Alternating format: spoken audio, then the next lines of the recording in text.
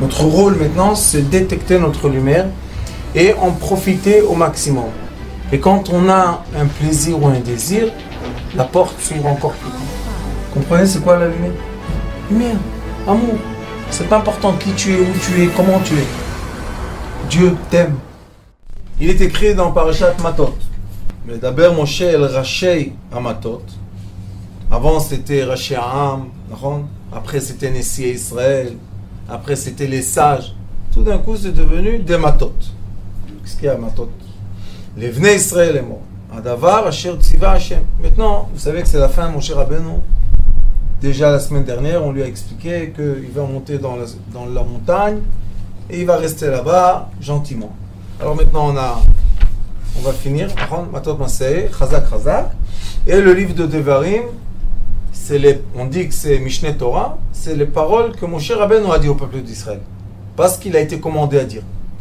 C'est comme dans le Zohar HaKadosh, il y a Hidrazuta, que Rabbi Shimon Bar Yochai dit ce qui veut dire, pas qu'il a été commandé à dire. Alors maintenant, Moshe Rabbeinu, il leur dit, je continue à vous dire ce qu'Akadosh Baruch Hu a dit pour vous. Il leur dit Kacha. Ki dor neder, la Hashem o yishava shvua le'esor isar al nafsho, lo yachel devaro, kechol ha'yotze mipiv ya'aseh. On dit ici, neder, nous, quand on dit ici neder, c'est quand quelqu'un jure de faire quelque chose. Il promettre à quelqu'un. Donc il est écrit ici comme ça. Qui dor neder le Hashem.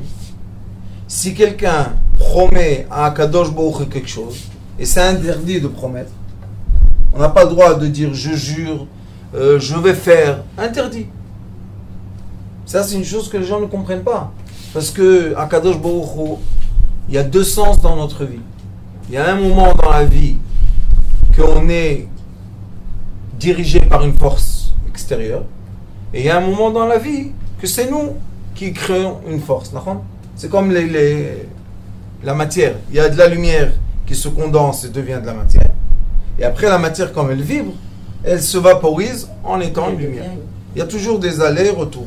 Toujours des allers-retours de lumière. Ici, ils disent exactement la même chose. Pourquoi une personne n'a pas le droit de jurer de faire quelque chose? Parce que le temps ne s'appartient pas. Parce que la personne ne sait pas qu'est-ce qui va se passer dans une seconde.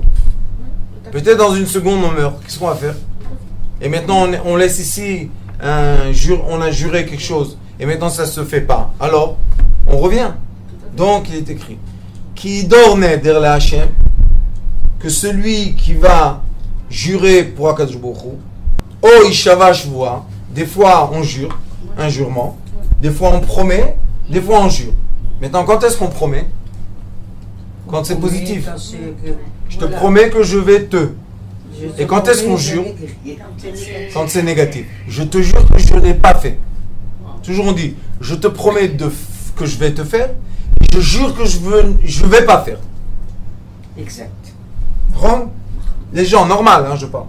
Les gens normaux, ils disent, je te promets sur la vie de je sais pas quoi, je te ferai ça comme chose. C'est-à-dire, tu as promis. Mais le problème, le temps ne t'appartient pas. Et si tu vas mourir, et si tu vas être malade, et si tu vas pas être capable, tu as promis pour rien. Maintenant, je vais vous dire pourquoi c'est un problème de promettre. Et la deuxième chose, c'est si quelqu'un il vient te dire quelque chose, tu dis, je te jure que j'ai pas fait ça. Pourquoi tu jures? Si tu l'as pas fait, tu l'as pas fait. Non, si je te jure, tu dois me croire. Et si je te parle, pourquoi tu ne me crois pas? Question, on rentre. Maintenant, quand on promet à quelqu'un quelque chose, c'est suspendu. On le tient dans l'air. Voilà, suspendu. Et quand on tient quelqu'un dans l'air, comme la Torah, elle connaît la structure de l'âme, quand je tiens quelqu'un dans l'air, je suis en train de le tuer. Pourquoi? Parce que je lui prends la émouna, je lui prends la croyance en Dieu. Si toi, tu comptes sur moi, maintenant, moi, je deviens ton Dieu. Vous comprenez? Oui, bien sûr. Si quelqu'un vous dit, vous avez besoin de 5000 shekels, et quelqu'un vous dit, oui, t'inquiète, la semaine prochaine. T'inquiète, la semaine prochaine. Vous continuez à dire aux autres, Si vous devez le mettre 5000 shekels, vous dites, je m'excuse, la semaine prochaine, je les aurai. Donc on a suspendu l'autre, et l'autre, et l'autre, et l'autre. Et celui-là après, arrive la semaine prochaine, il est en France. Comment je réponds à ceux que je leur ai promis? Maintenant, je dois jurer. Je te jure qu'il m'avait dit. Je te jure qu'il m'avait dit. Pourquoi je dois me protéger? Et normalement, un être normal, écoutez-moi bien ce que je vous dis, doit être pur de toute obligation aux gens qui l'entourent.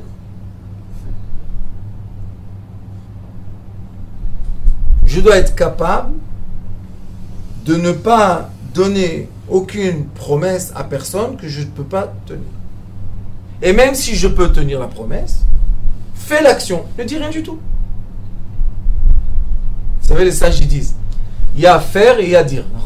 Alors ils disent, Yesh mi sheomer veose. Il y a quelqu'un qui dit et qui fait. Il y a celui qui dit et qui fait pas. Il y a celui qui fait et qui dit, et il y en a que celui qui fait et qui dit pas. C'est le meilleur celui-là. C'est les 4 façons, d'accord? Pourquoi c'est comme ça le meilleur? Pourquoi on dit c'est le tzaddik? Parce qu'il suspend personne. Et il ne devient pas le Dieu de personne. Parce que quand tu dis à quelqu'un viens, va, viens, va, viens, va, à un certain moment, c'est la structure de l'âme, il n'y a rien à faire. Il est en train de devenir ton esclave. Parce qu'il pense que tu es son espoir. Est-ce que tu es son espoir? Dieu, pourquoi moi, des fois, il y a des gens qui viennent et me disent t'inquiète, Rav, tu vas me régler ce problème. Tu as plus de problèmes financiers. T'inquiète. Quand je les entends, je dis encore un dans la liste. Allez voir la liste. J'ai des livres de gens qui m'ont promis des promesses. J'ai dit ne promets pas. Dis pourquoi? J'ai dit parce que quand tu auras. Quoi, on m'oublie. Pourquoi? C'est quoi le problème? Parce que si quelqu'un vous dit je vous ai viré de l'argent, et l'argent n'est pas viré, et vous donnez un chèque, c'est pour ça que moi j'ai ni compte en banque, ni rien du tout. Et après vous donnez à quelqu'un un chèque. Le chèque n'est pas honoré parce que vous avez promis, l'autre vous a promis, donc tout le monde a promis. Mais à la fin, c'est qui devient en découvert et doit celui qui a cru.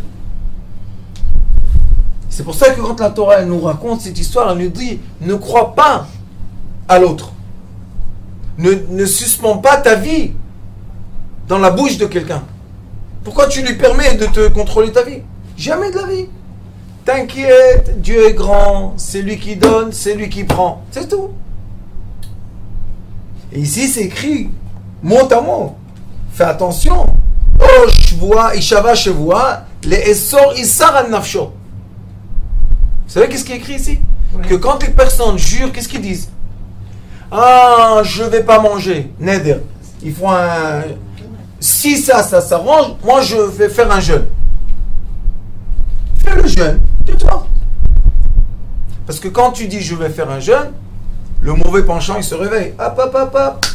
Qu'est-ce qui se passe? Qui veut jeûner ici? Toi tu veux jeûner? Ah, c'est bien. Viens avec moi, viens. Viens. On va faire un tour ensemble en ville.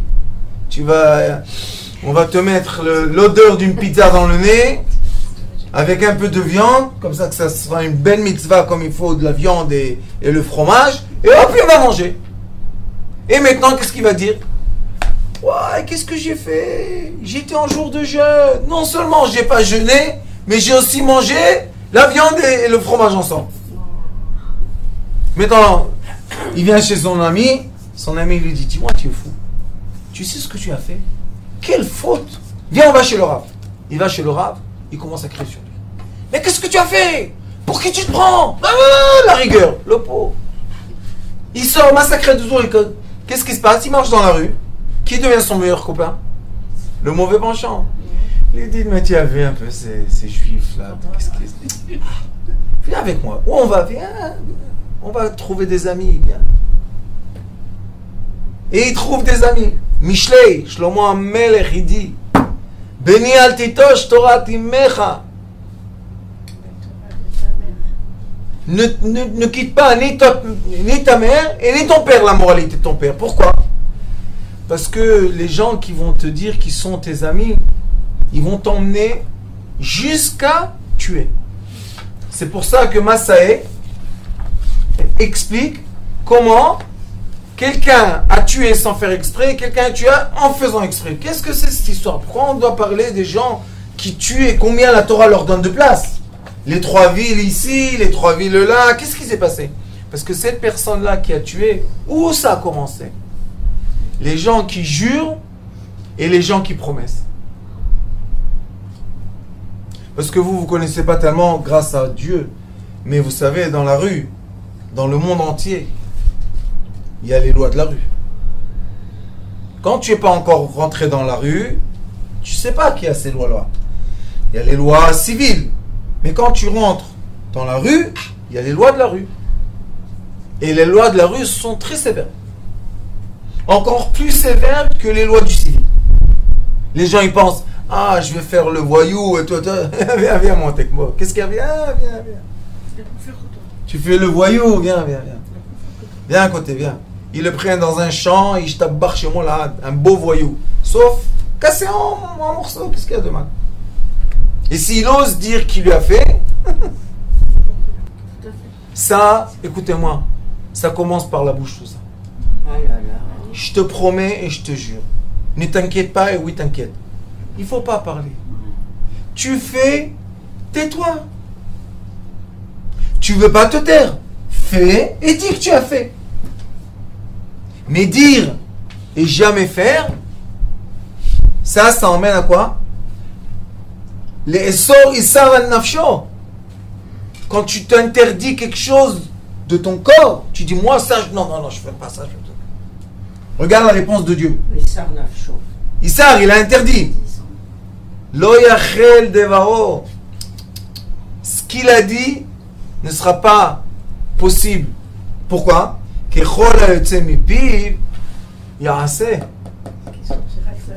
Ce que tu sors de ta bouche, tu dois faire. Et si tu n'as pas fait, qui te punit le premier, vous savez? Toi-même.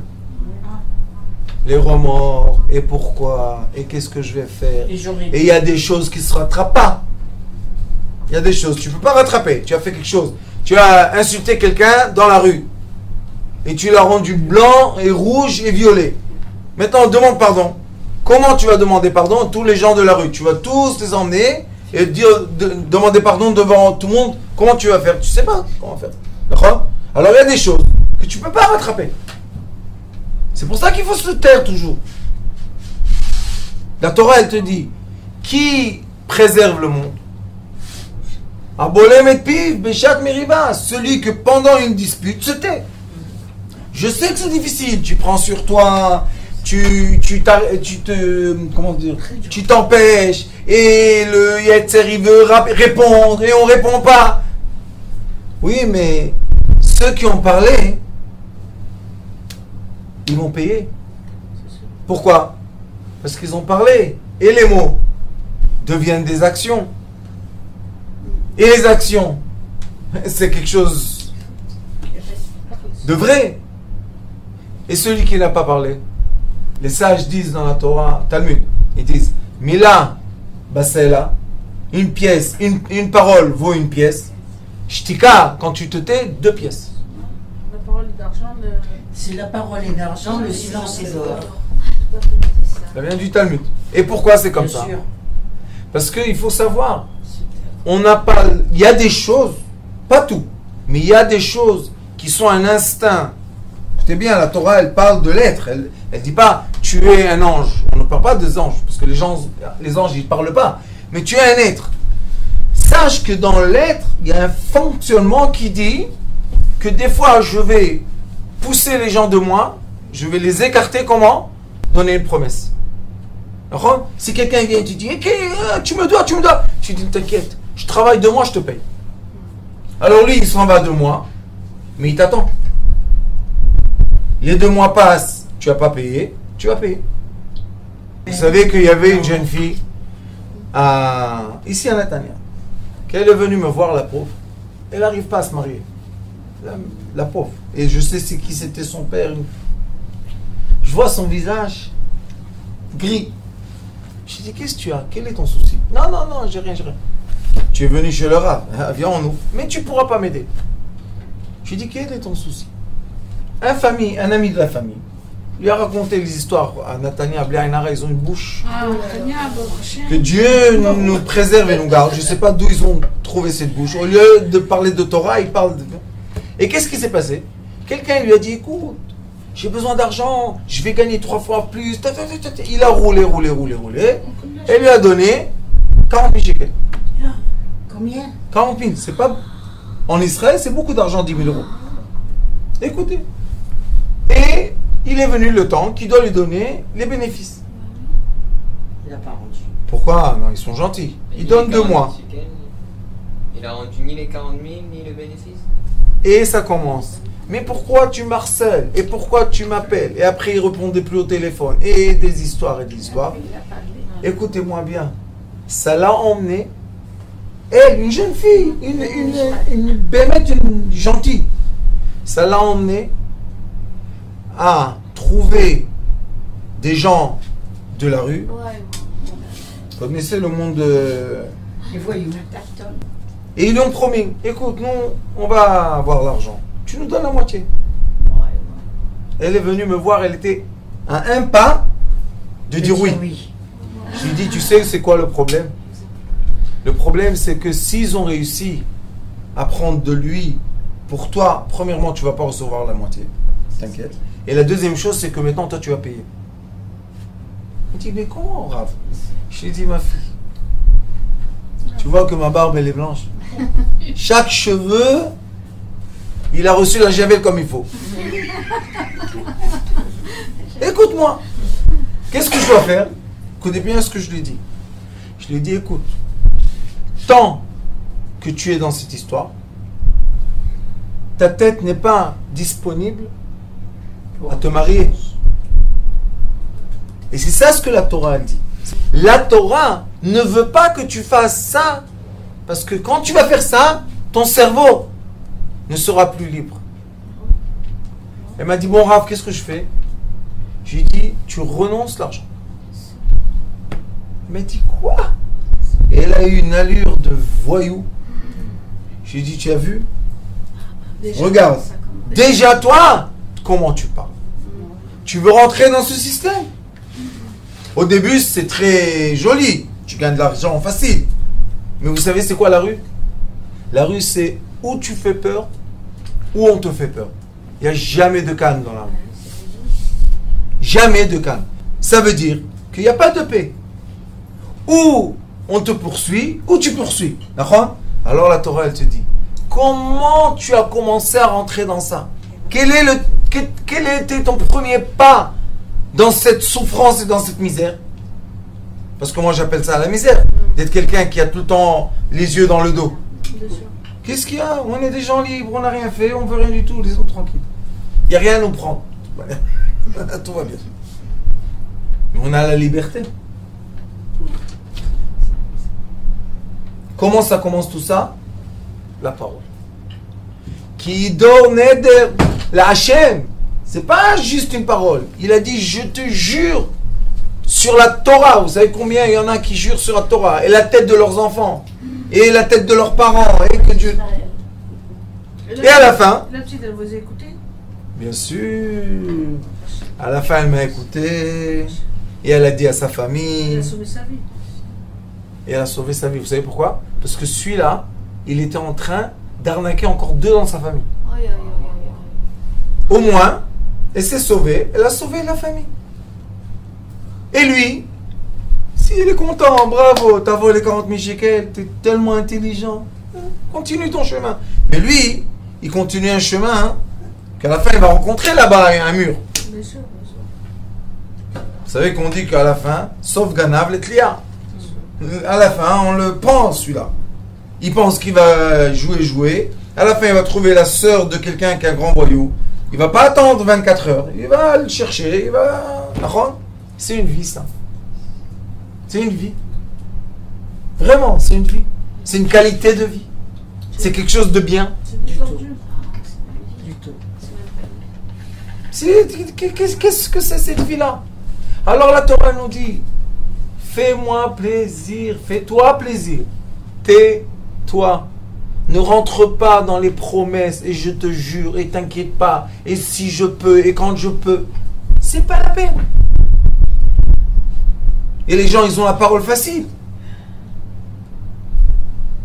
Sur ma tête. Qu'est-ce qu'elle a ta tête? Elle vaut de l'or sur ma tête. Et à la fin, tout ce que tu as dit, il y a assez. Il sera fait. Ça va se faire, t'inquiète. C'est Dieu qui fait. Pourquoi? Parce que tu as juré. Et combien de fois on veut dire pardon sur le jurement? On veut dire non, non, je t'ai rien promis, et laisse-moi tranquille, et fais. C'est toi qui as commencé. Veisha qui t'y donne, la Hachem. Et si une femme, quand on dit Isha, c'est marié, hein? Vasra Isar Bebeit Avia Benourea, si c'était quand elle était dans la maison de son père, c'est qui est responsable de sa bouche? Son père. Le père. Le mari ne peut pas enlever. Attendez. Si le mari non, Et si le père, Veshama Avia et Nidra, Ve Esara Asher Asra Nafsha, Ve Cherish la Avia, et son père il a rien dit, Vekamu Kol Nedarea Vechol Isar Asher Asra Nafsha Yakum. Tout ce qu'elle a juré et tout ce qu'elle a promis va s'exaucer. Maintenant on pose une question. Pourquoi une jeune fille? Oui, mais pourquoi une jeune fille doit arriver à un stade qu'elle jure? Pourquoi elle doit promettre? Le Zohar Kadosh dit un enseignement très très profond. Il dit que la femme, son habitude, c'est d'être contentée. C'est l'habitude d'une femme, elle a besoin d'être contentée. Le Zohar Kadosh dit, elle est contentée par deux. Ou par son père, ou par son mari. Il y a encore deux, que c'est son frère et son fils. Il y a ça croise comme ça. Il y a son père et son mari, et il y a son fils et son frère. Normalement, jusqu'à quand qu'elle se marie, elle doit être contentée de son père. Et si elle ne sait pas être contentée de son père, c'est la même façon que son mari va la contenter. Il prend la relève. De son habitude, à elle. Si toi tu as l'habitude de dire non, non, non, c'est pas la peine, c'est pas la peine, c'est pas la peine, tu vas te tourner vers lui, qu'est-ce que tu vas dire à ton mari? C'est pas la peine, c'est pas la peine, c'est pas la peine. À la fin, tu as tellement de peine que Dieu nous en... Et ça fait de la peine que tu as. Et le frère et le fils, c'est comment? Et la mère, des fois, elle n'a pas de père. Donc son frère, son grand frère, qui lui, il lui donne, et il aide, et il lui donne l'épaule, et il est là pour elle. Maintenant, elle va chercher ça chez son fils. Que son fils soit son aide, que son fils soit son épaule. Mais c'est pas normal de demander à un fils d'épauler sa mère et il veut se marier. Ah, maintenant, qui va épauler le pauvre? Pourquoi Sa femme. va épauler sa mère? On ne peut pas épauler les deux. Ah bon? Non. Ah bon? Le fils, il Alors, lâche donne ses sa parents force à sa pour femme, aller pas sa à femme. Pas à sa mère. Normalement, comme ça. Non. La mère, elle prend du mari et de son papa. Oui. Ok. Excusez-moi de dire ça, mais... Non, Le fils, il quitte ses parents pour aller s'occuper de sa femme. De sa femme. De sa femme. C'est dans Abraham qu'on lit ça. Oui, mais vous comprenez que si il veut contenter sa femme et sa mère est en train de pleurer, il est tiré par deux. Ouais. C'est à la mère de comprendre que sa place, elle est... Alors, pardon, alors... Ma mère, Et alors, si la mère, elle est dans le besoin... c'est encore une chose. Du calvaire, je parle pas d'argent, hein. Dans le besoin, soutien psychologique. J'explique. Ah, voilà. Quand j'étais jeune, au Hachem, ma femme, Tzadeket, j'ai eu une femme, pas 10, bon Hachem. Elle, quand j'étais jeune, la première fois que je voulais lui acheter en or un bijou en or, alors j'étais dans le magasin, et moi je travaille de tout petit, alors pas de problème. Et quand je suis arrivé dans le magasin, je me suis dit quoi? J'achète, on est orphelin, alors c'est pas la même chose. J'achète à ma femme et j'achète pas à ma mère. Comment je peux faire ça?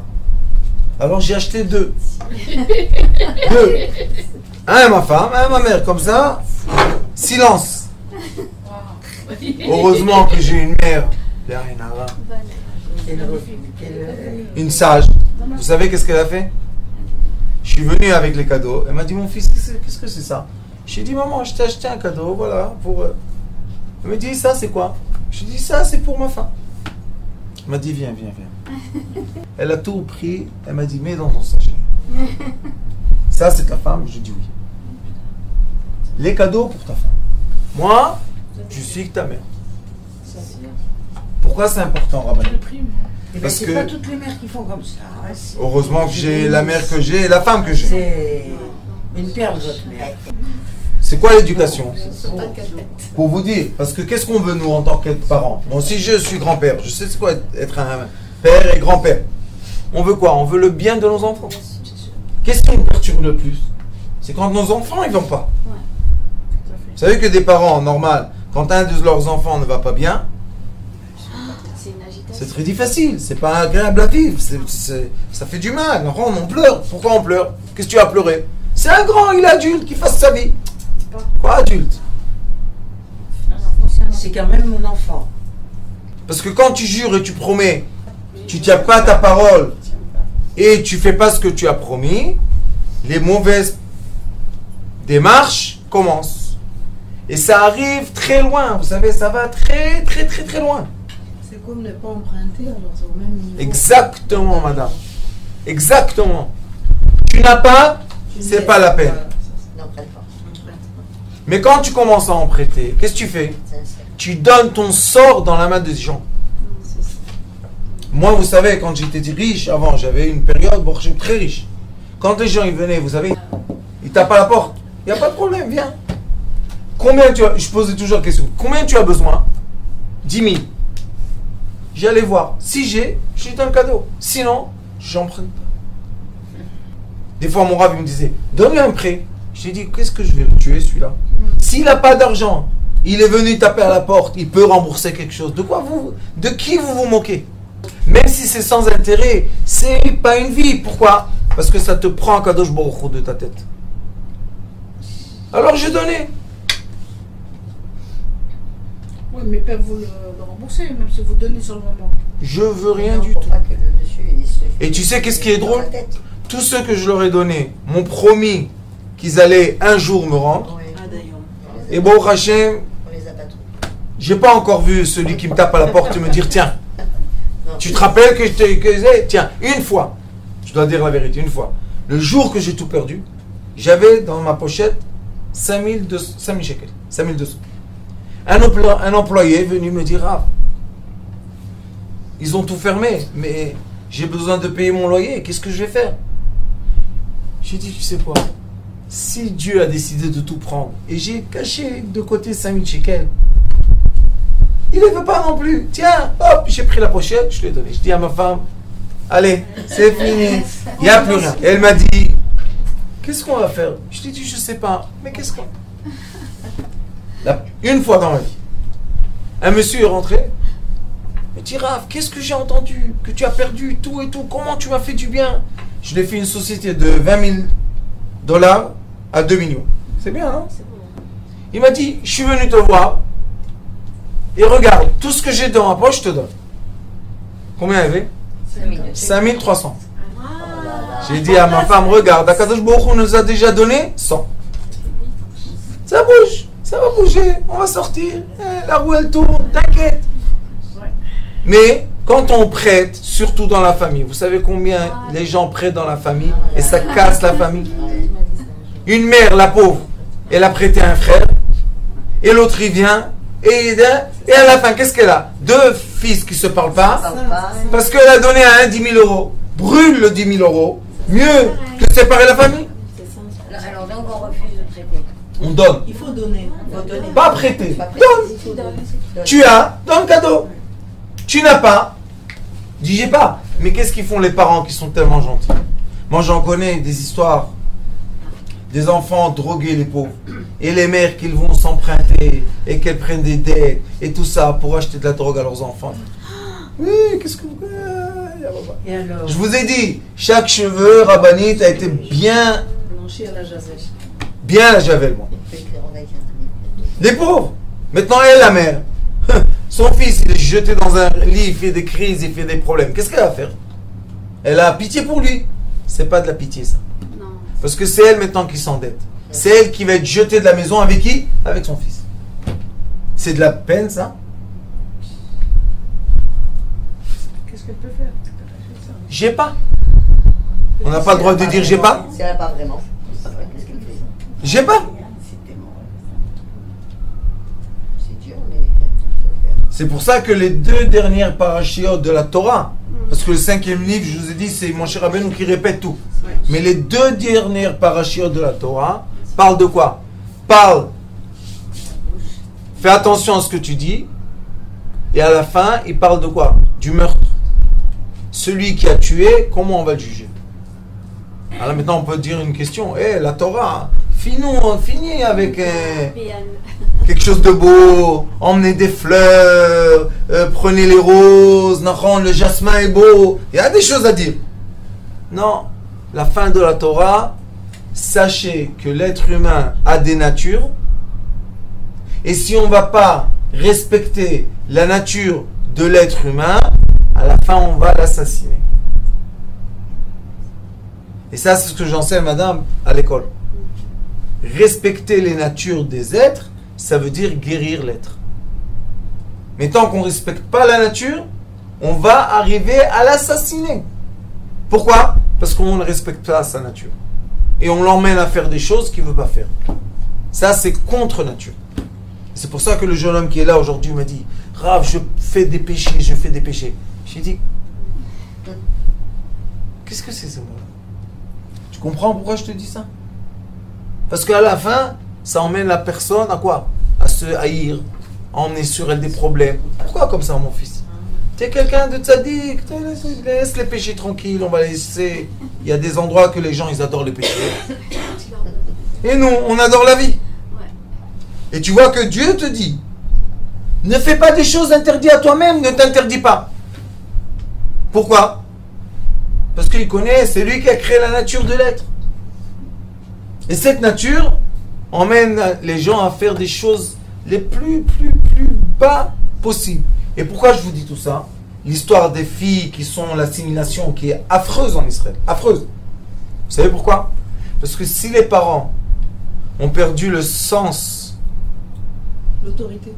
le sens, madame, le sens, le sentir.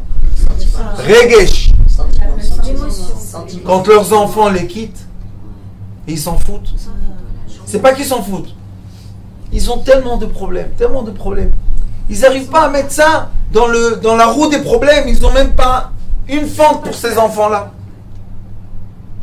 Ça veut dire qu'on est redevenu exactement la génération d'Égypte. La génération D'Égypte. Esclaves. Exactement avant la délivrance, c'était la même chose. Ils prenaient leurs enfants, ils venaient les soldats, ils disent, ce monsieur-là, qu'est-ce qu'il a? Il n'a pas fait 2 briques. Allez chez lui à la maison, prenez les enfants. Ils prenaient les enfants et personne ne disait rien du tout. Jusqu'à un jour, une fille Lévi, parce que les Lévis n'étaient pas dans l'esclavage, s'est mariée avec un de chez Israël. Je ne sais pas comment ça s'est passé, mais ils se sont mariés. Top. Et son mari, il n'a pas fait ce qu'il faut. Le soldat, il est rentré à la maison. Combien d'enfants il y a? 4. 2, allez. Et qu'est-ce qu'il faisait avec les enfants? S'ils les prennent et ils font d'eux quelque chose de bien, bon, au moins l'enfant, non, il les mettait dans la pyramide. Aujourd'hui, c'est pas la même chose. Ils veulent dire que ici on a un pays comme tous les autres et tout le monde doit se marier avec tout le monde. Alors j'ai dit, dites-moi, on est venu ici il y a 40 ans. Pourquoi? Pour sauver nos enfants? Bien sûr. Mais moi je ne parle pas de ça. Parce que vous savez que moi j'aime les êtres humains. Bien sûr. Mais ça, hein, c'est pas être humain. Ils m'ont montré un film. Ils ont trouvé une fille attachée. Elle était attachée 12 ans dans l'étable, attachée 12 ans à genoux. Manger comme un chien, nuit et jour comme un chien, et lui il venait, le monsieur, hop, lève la jupe, et il s'en va. La chèvre, et il la frappe en plus. Et des histoires comme ça, il y a un rave qui s'appelle Tzadik, Rav Fadida. Il a 5000 filles cachées avec le Shabbat. parce que eux aujourd'hui, ils ont peur de rien. Ils viennent, ils les reprennent. On a même ici, dans la communauté à moi, il y a une fille malheureusement religieuse. Elle est partie avec un, elle lui a fait un enfant, elle lui a fait le deuxième. Son frère, il a entendu qu'il la frappe. C'est un fou. Il est parti le frapper. L'autre, il a mis plainte à la police. Et la fille, sa sœur, elle a dit non, il ne me frappe pas. Et elle a appelé au secours parce qu'elle a été éduquée comme il faut. Vous comprenez? Tout ça déduit de la parole. Si on aurait maintenu entre nous la politesse, si on, je parle en étant citoyen ici, hein, dans ce pays, si on aurait maintenu le shalom et le bon comportement, nos enfants n'auraient pas eu besoin de ça. De jurer et de promettre. Moi, j'en ai parlé maintenant avec des élèves à moi toute cette semaine dans tous les cours que j'ai donnés. Et dans toutes les villes, on me raconte. Ici, on a ça. Ici, le même problème. J'ai dit, alors, ils veulent faire maintenant les élections et le truc. Lui, il veut être le maire, l'autre veut être le président. Hein? Nos enfants, qu'est-ce que c'est ça? Ils sont pleins sur nos plages. Avec la kippa et la baguette. Oui! Bien sûr. Vous allez Herzliya la nuit, Herzliya Pitoir la nuit. Ah ouais. À qui appartient le... Qu'est-ce qui se passe? Maintenant, ils te disent, alors, démocratie, j'ai la Teudat bleue, je peux être où je veux. Tu as raison. Ça, je dis, tu as raison. Tu vas où tu veux, comme tu veux. Mais s'il n'y a pas de respect, on vit ensemble il y a beaucoup de nations dans ce pays, non? C'est le pays des nations. On se respecte, non? Et si moi, je viens te prendre une fille de ton village, qu'est-ce que tu vas faire? Tu vas l'assassiner, non? Et tu vas la rester en prison, non? Pourquoi? Parce que c'est l'orgueil de la famille. Alors pourquoi la mienne, tu la prends? Et qu'est-ce qu'ils disent, vous savez? Parce que moi j'en ai parlé. J'accepte de parler pour comprendre. Ils ont dit, qu'est-ce de quoi tu parles? Je téléphone à la mère, elle me dit qu'elle crève chez toi. Il dit, ben qu'elle crève, elle est chez moi, t'inquiète. Pourquoi je vous dis tout ça? Parce que j'espère que le cri qu'on va crier Motzei Shabbat dans la forêt, ça sera le cri de la fille Lévi qui a crié pendant qu'on était en Égypte, qui a déclenché la sortie d'Égypte.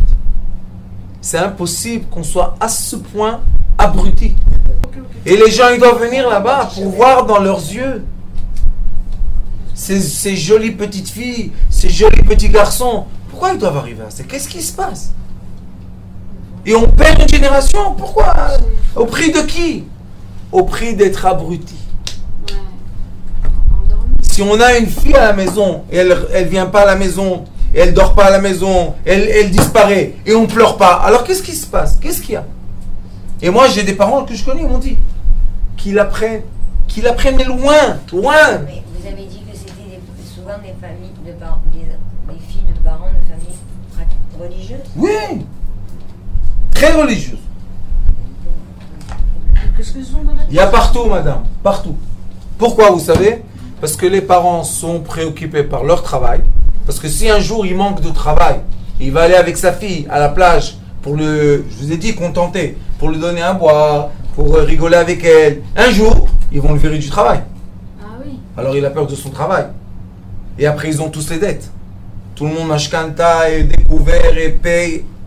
C'est ça, c'est trop facile. Rabbanit, on connaît par cœur la technique. Alors les gens sont abrutis. Mais le problème, écoutez-moi ce que je vous dis.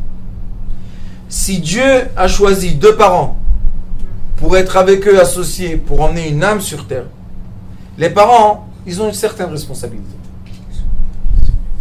Je ne dis pas que les parents sont capables de tout, parce qu'on n'est pas capable de tout, mais une certaine responsabilité il y a. Tu entends, on te donne des remazim, on te donne des moitié mots, moitié phrases, tu comprends. Sois là, montre à tes enfants que tu es là. Fais quelque chose. Et ces pauvres filles, vous savez, pourquoi moi je réveille tout ça? Parce que je dis, après qu'ils ont été là-bas, même si tu les ramènes ici, leur vie, Elle est fichue. C'est pas une bonne vie.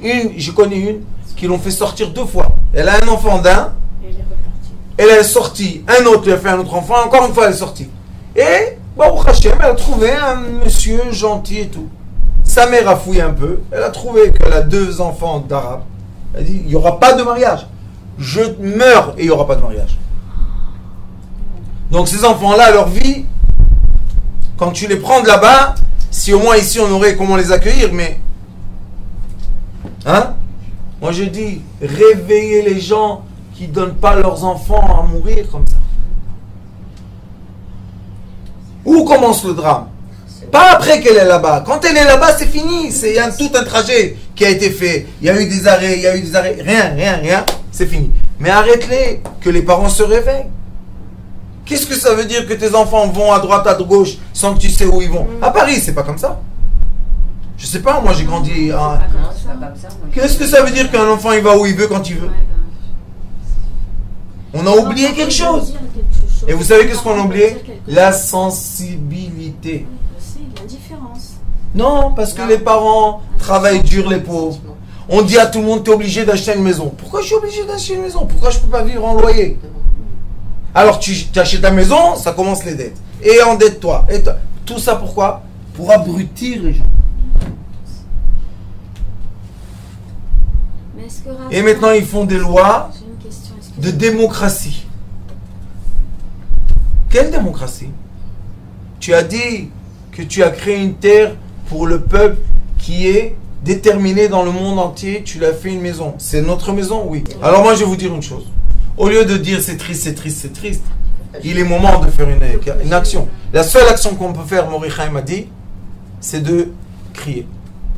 Parce que maintenant, créer une armée qui va délivrer l'assimilation, je ne peux pas le faire. D'accord? Mais qu'est-ce qu'on peut faire? Crier. Quoi? Qu'Hachem il nous On entend. crier, on va dans la forêt, on crie ou on va Crier. On prie. On prier, d'accord. Crier. Cri du cœur. C'est pas Crier à Dieu. auprès des autorités ou quoi. Allez, prier. Quelle autorité? Quelle autorité? Il y a une autorité. Il y a une autorité, il y a sur terre. Sur terre, il y a une autorité, Dieu. Mais quand on commence à nous voler nos enfants, écoutez-moi, c'est un signe, c'est un panneau qui a des 100 000 mètres de carré, le panneau. Et encore on ne comprend pas, on continue. Hop, on passe. Hein? Jusqu'à quand? Jusqu'à quand?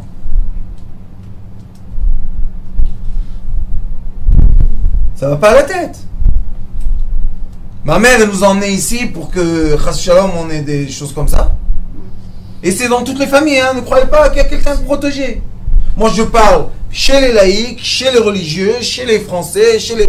Tout le monde me raconte la même histoire. Non.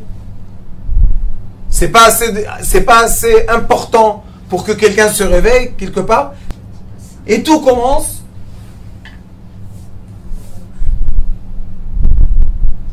Ne rentre pas ni dans des dettes, ni dans des promesses, ni jure, rien du tout. Tais-toi. Chut.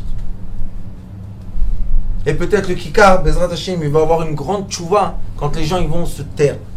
C'est la miracle. On a fait ça. Eh bien, on va voir la réalité changer. Voilà. Il faut discuter avec des gens qui sont Rabbanit, comprennent rien. Rabbanit, même pour eux, on doit prier. Oui, bien sûr. Vous savez, je dis, quand j'avais une synagogue, et les gens parlaient, vous vous rappelez? Les gens parlent pendant la prière. Vous savez, c'est quoi la vérité de ça? C'est qu'ils veulent prier, mais ils ne savent pas quoi.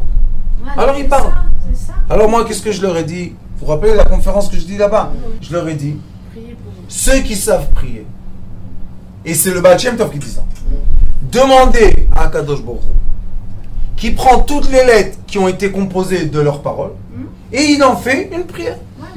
C'est beau ça. Et vous savez qu'est-ce qui s'est passé après? C'est beau ça.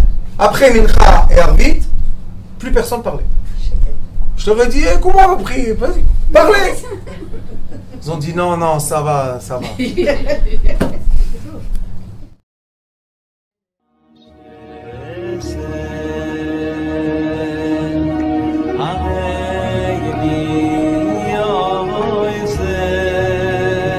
הוא היה אומר לי, בבית שלי יש מלאכים, לא רוצה לצאת מהבית.